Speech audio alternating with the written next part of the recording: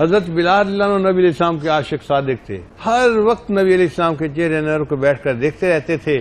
جب نبی علیہ السلام نے پردہ فرمایا تو بلال رضی اللہ عنہ نے مدینہ چھوڑ دیا، شام چلے گئے۔ فرماتے تھے کہ مجھ سے یہ برداشت نہیں ہوتا کہ میں اذان دوں اور نبی علیہ السلام کے چہرے کا دیدار نہ کروں، مجھ سے یہ برداشت نہیں ہوتا۔ پھر اس کے بعد حضرت بلال رضی اللہ عنہ نے پوری زندگی میں صرف 2 مرتبہ اذان دی ہے۔ ایک مرتبہ اذان جب بیت المقدس فتح ہوا حضرت عمر رضی اللہ عنہ کے ہاتھوں پر، تو اس وقت عمر رضی اللہ عنہ نے حکم دیا، عمر اب بلال ہمیں نبی علیہ السلام کے زمانے کی اذان سنا دیجیے۔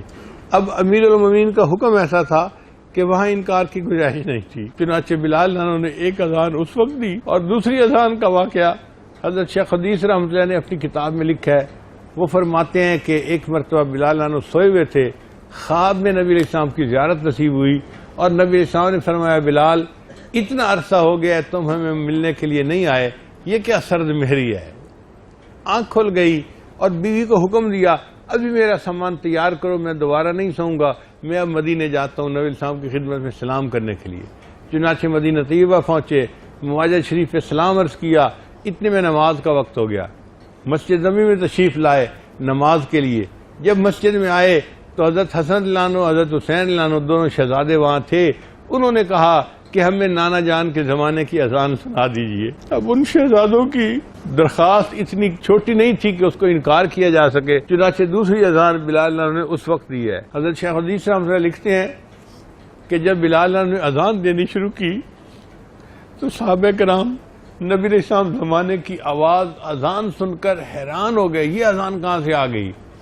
چنانچہ مرد مسجد کے اندر آ کر رونے لگ گئے، اور عورتیں جو تھیں انہوں نے گھروں میں اپنے دوپٹے سنبھالے، برقعے سنبھالے اور چادریں سنبھالی، اور وہ مسجد نبی کے باہر آ کے اذان سن رہی ہیں اور وہ بھی رو رہی ہیں۔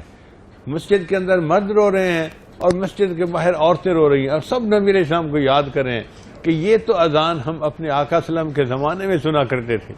اور اس وقت بات عجیب ہوئی جب ایک عورت کے پاس بچہ تھا 2-3 سال کا، اذان ختم ہوئی تو وہ اپنی ماں سے کہنے لگا امی بلال رضی اللہ عنہ تو کچھ عرصے کے بعد واپس آ گئے، یہ بتاؤ نبی علیہ السلام کب واپس آئیں گے۔ تو صحابہ کرام سارے کے سارے نبی علیہ السلام کے عاشق صادق تھے، یہ عشاق کی جماعت تھی۔